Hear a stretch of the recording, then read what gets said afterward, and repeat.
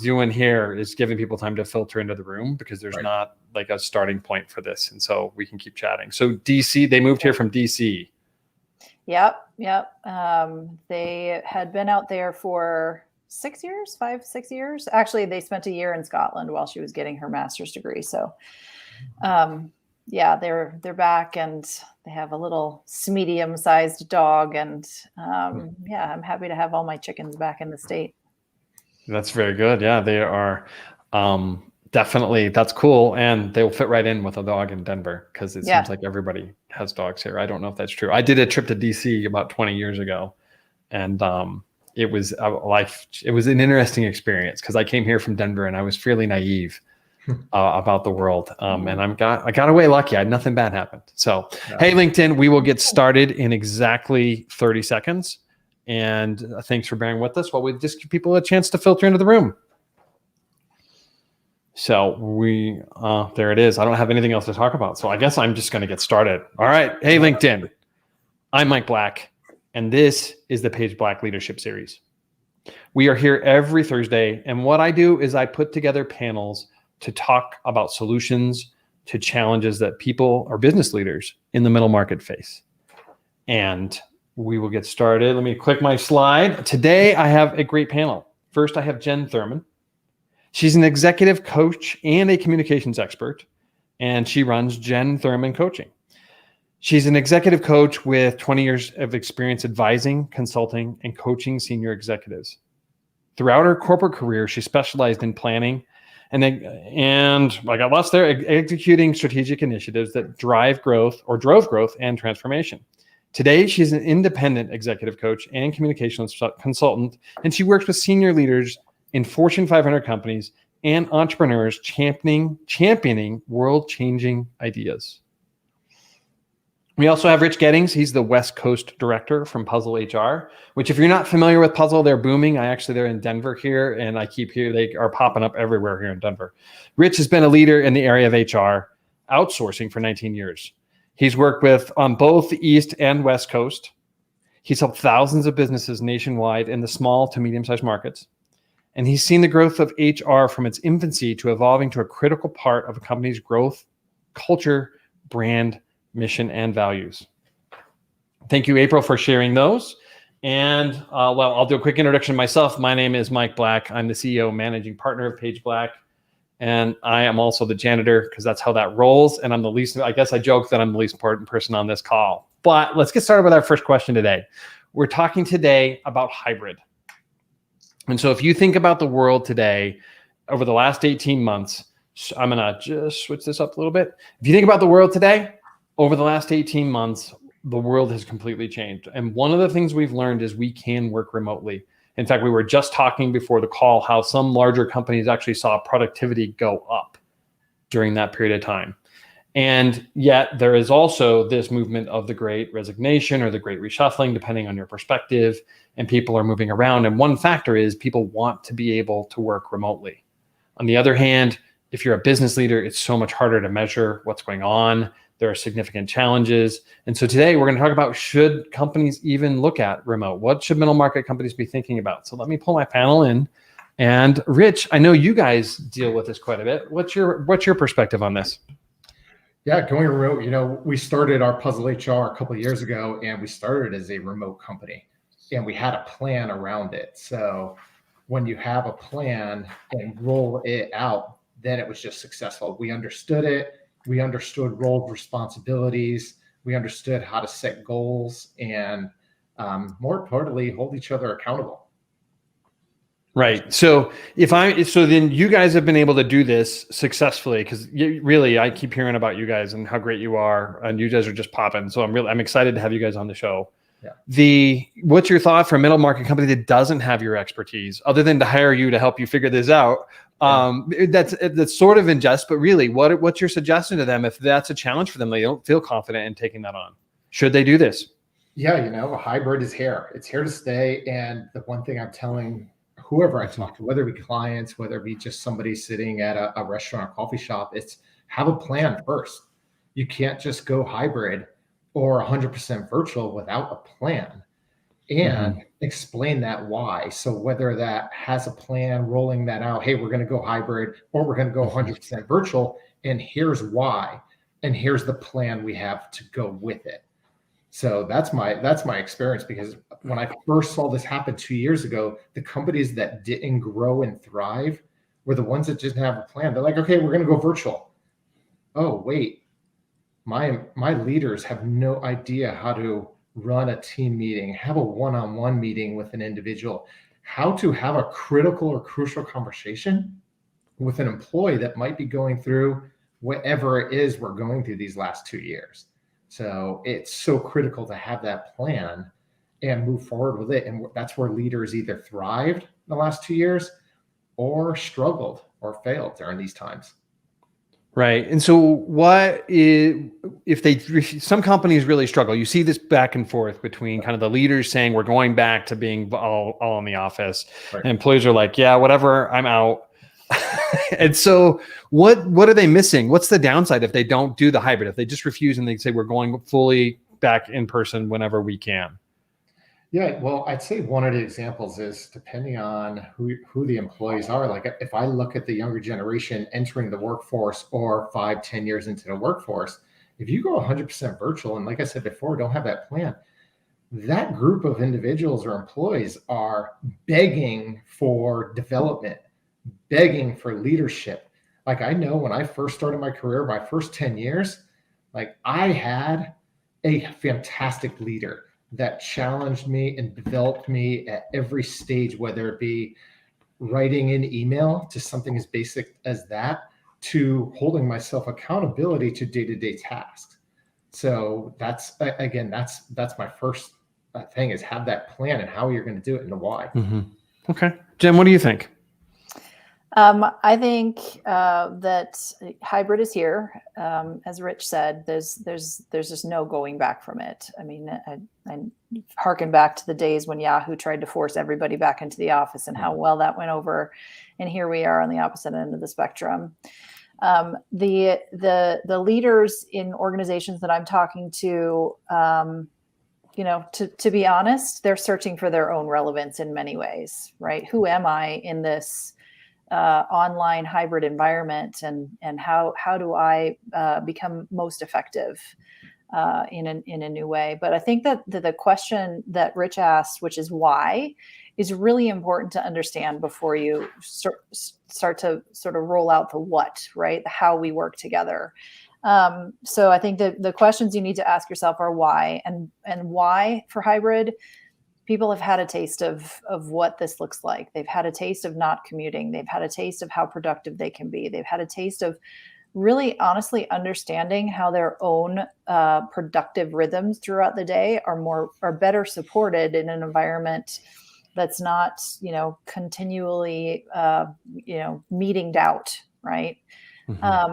And so really understanding what the benefits are of having an online, virtual and hybrid environment is important. And some of those benefits are personal freedom, right? From the employee's point of view, I'm wearing jeans right now. They're way cheaper than having to buy a professional wardrobe. But all that counts anymore is what I'm wearing from the waist up. So there's commute time, there's personal flexibility, there's the ability to create the work environment that works best and most supportively for you, rather than sitting in an office somewhere that's very distracting for you. And there are obviously cost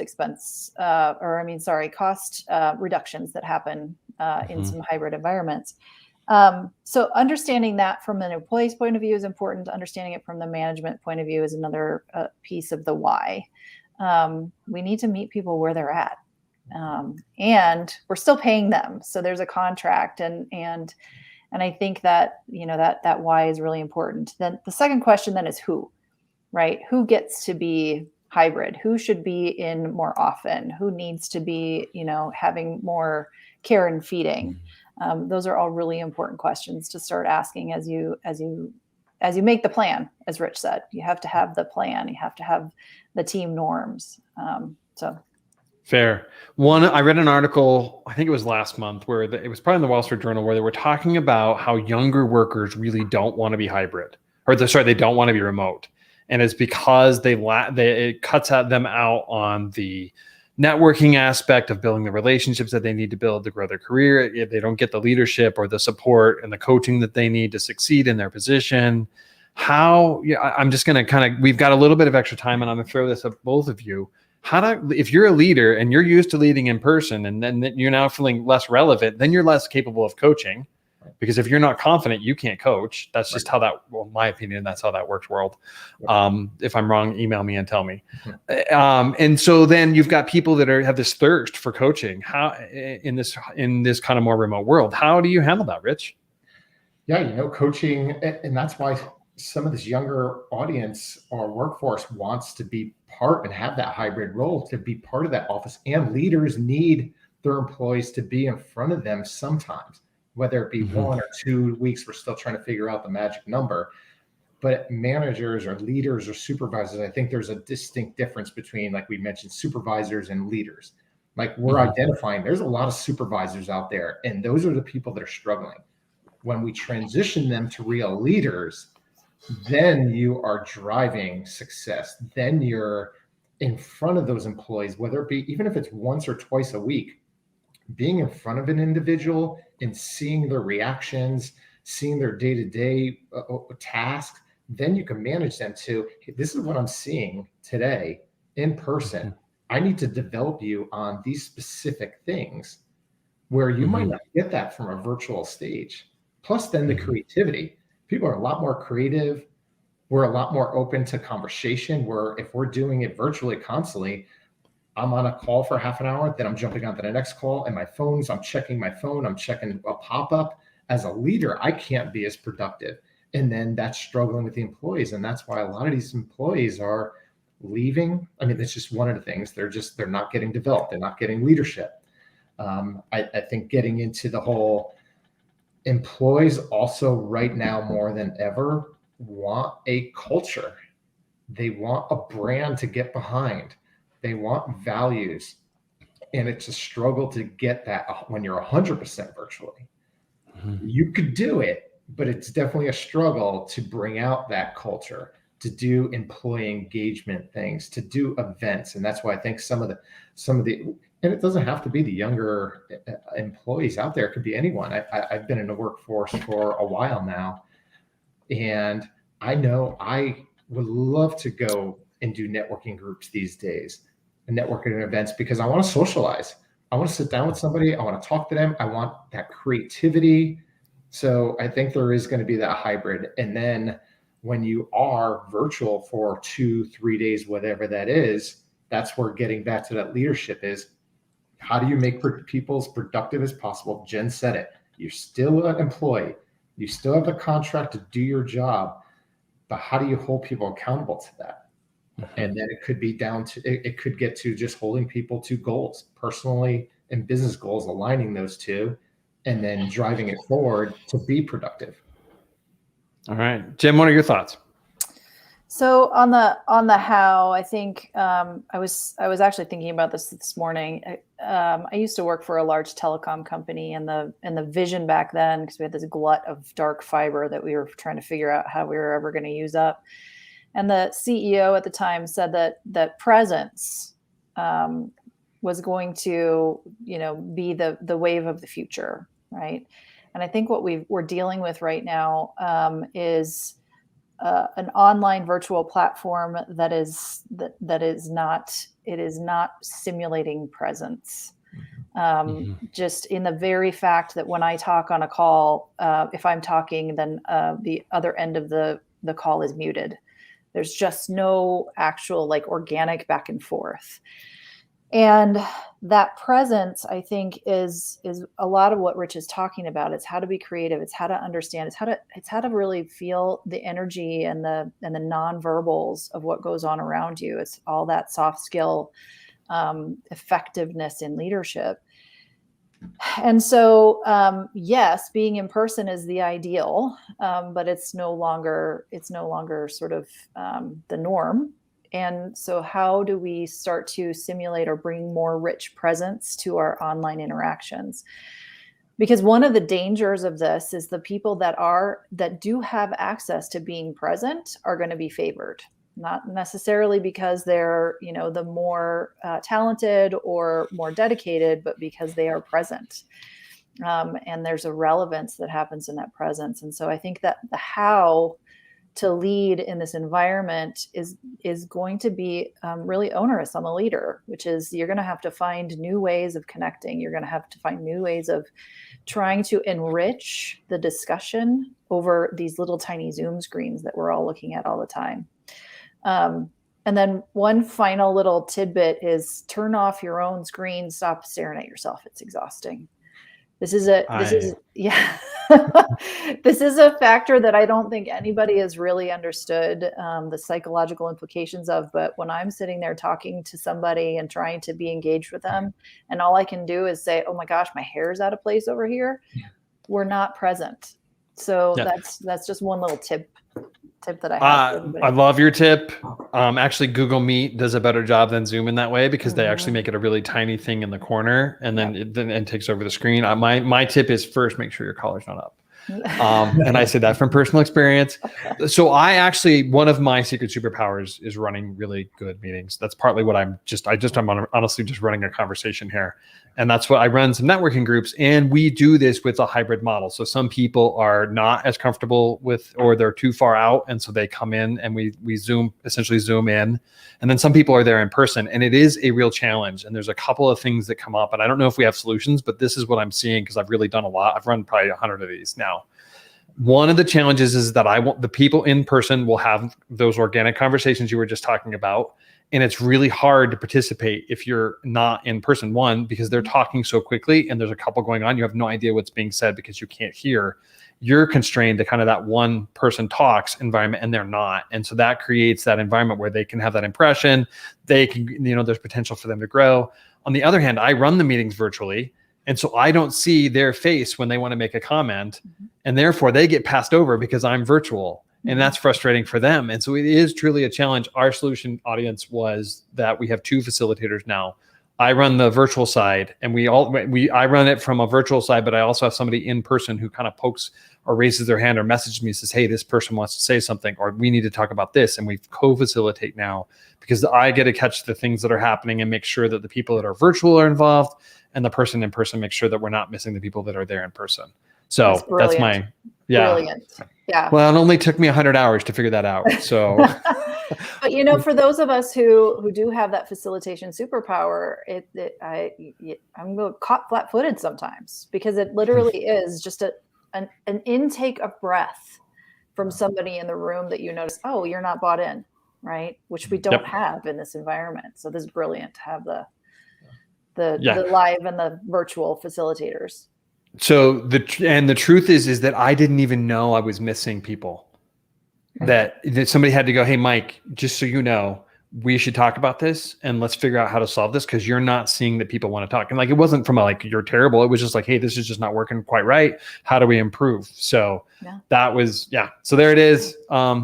Not usually am I a panelist, but I guess I get to be a panelist today. Really quick, I want to talk about our next upcoming webinar. Actually, we're doing this in partnership with Puzzle HR. Lisa Smith is going to be on this webinar. On October 19th, we're going to be talking about how do you survive the Great Resignation, which I think is still happening. I'm pretty confident it's still going to be happening in a month.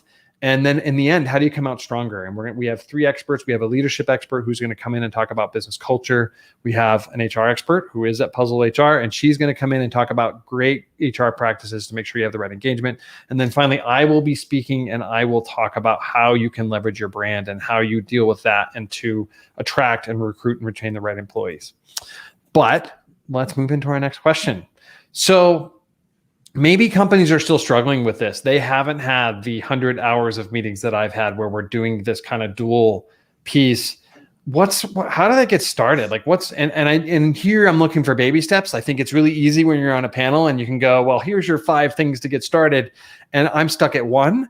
And so I really do want kind of one actionable baby step. And I've given Rich I started with him the whole time. Jen, let's throw you under the bus and give you the first shot at this. Oh boy, I was hoping Rich would take this one since since he actually has the plan.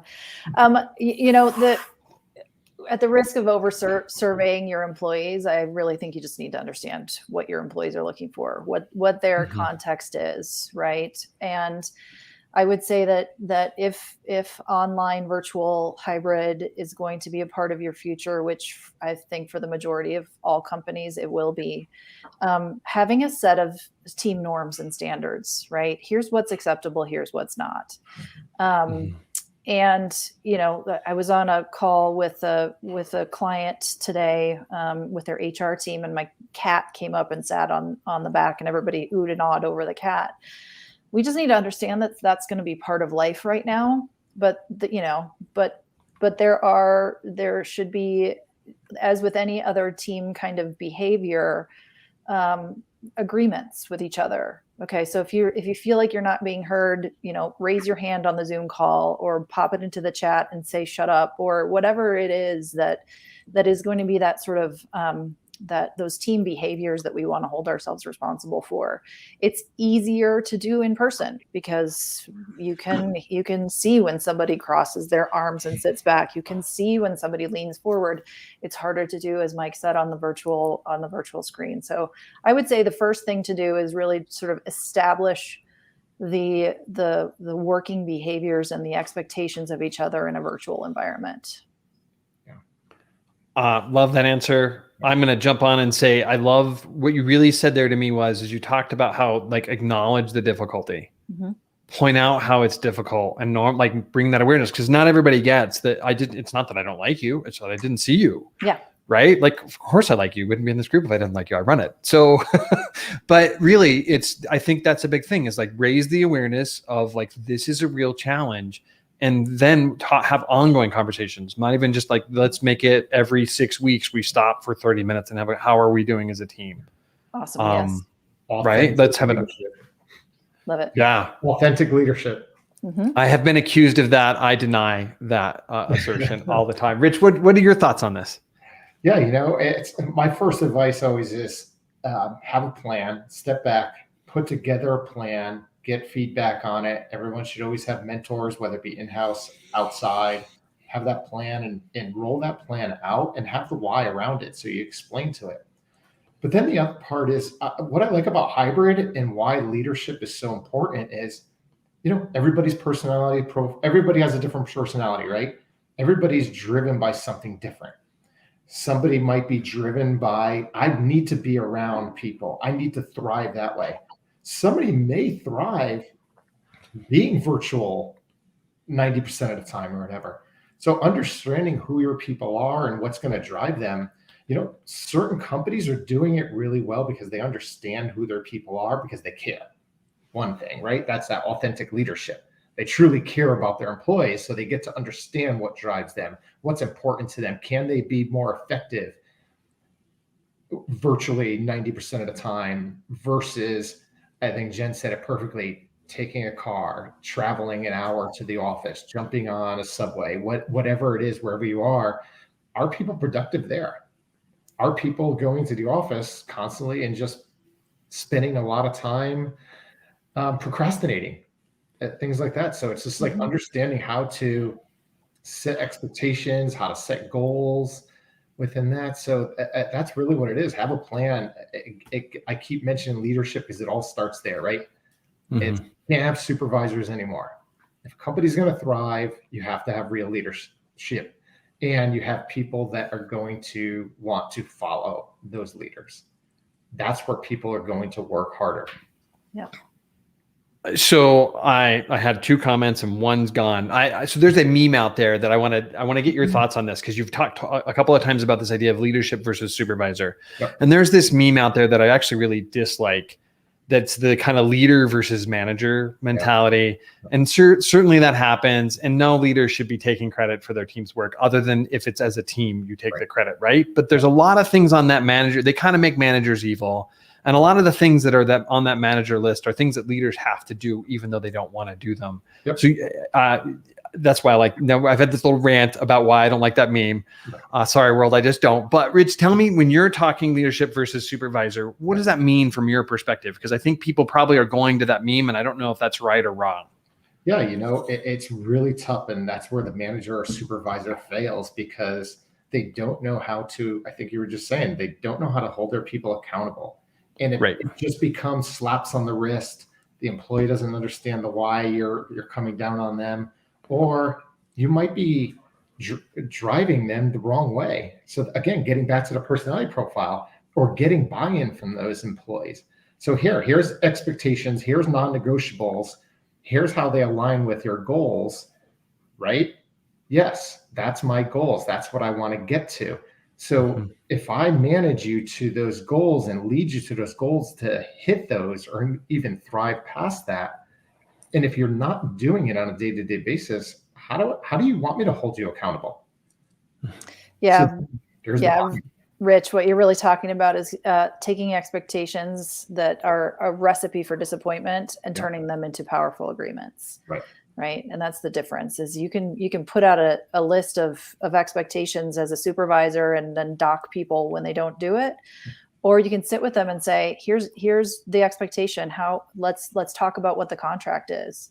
How long is this going to take you? What does good look like? When are you going to have it done? Okay. Do we agree? All right. That's how I hold you accountable, right? You and I sat here and agreed to this, and now the date has gone past, and the work is, half of what you offered. What happened, right? That setting expectations, and the distinction between that and creating a powerful agreement is more important than ever in this sort of online virtual hybrid world. Yeah, absolutely. That separates supervisors from real leaders. Right. So if I'm just trying to restate what I heard with the supervisor versus leader, supervisor are almost just monitoring activity and trying to, like, company goals. Are you meeting these things? Whereas leaders are aligning the employees' goals, presenting the company vision, and then helping the employees see how their goals are in alignment with that, hopefully. And then working together to have a contract is what Jen's adding to that. And then saying, hey, how do we work together so that everybody wins? 100%. Yeah, absolutely. All right, good. This is why I love running these kinds of things, is I get to learn. So I feel like I'm a better leader than I was 6 months ago when I started these. So that's awesome. Thank you very much. All right. And then the other thing I want, audience, what I want you to hear and take away from this is the thing I heard that underlied all of this is care about your employees. Because if you care about your employees, all of this gets a whole lot easier. And so they're people, they have goals. And if you don't know what they are, my second conclusion is that earlier, I don't know if this was before the call or during the call, Rich, you kind of said, we're trying to figure out, is it 2 days in the office? Or what's the standard? And what I took away is there is no standard. It's individual. Like, what is it for me? I thrive. I love the virtual, and we are now kind of doing business outside of Colorado because of it. But that's not necessarily true for other people. And maybe they do need that office time. And so it might be that one person needs 100% office, one person needs no office, and then there's a whole bunch of people in between. That's a tough thing, but that's what your job is, I guess, as a leader. Which isn't a bad thing. I mean, if you change the way you communicate with employees, the way you see employees, the way you're working with them, it's the same thing with leading individuals, right? At this virtual stage as a leader, kind of what Jim was saying, turn on your camera, turn off your computer, go on a walk and have a one-on-one with your call, just picking up the phone and call them daily, having a quarterly meeting in person. So changing and shocking the way things are, so everybody's on their toes isn't a bad thing. We need change. We need to thrive and get creative. All right. Very cool. All right. Well, you have the last word. Thank you very much. I'm going to pop over and just talk about our next week's event. Thank you very much to Jen and Rich for joining me today. Next week, we're going to talk about how to build a strong business culture. Actually, we got into that a lot today anyways, but that will be next week at this same time. Thank you, everybody, and we'll see you then.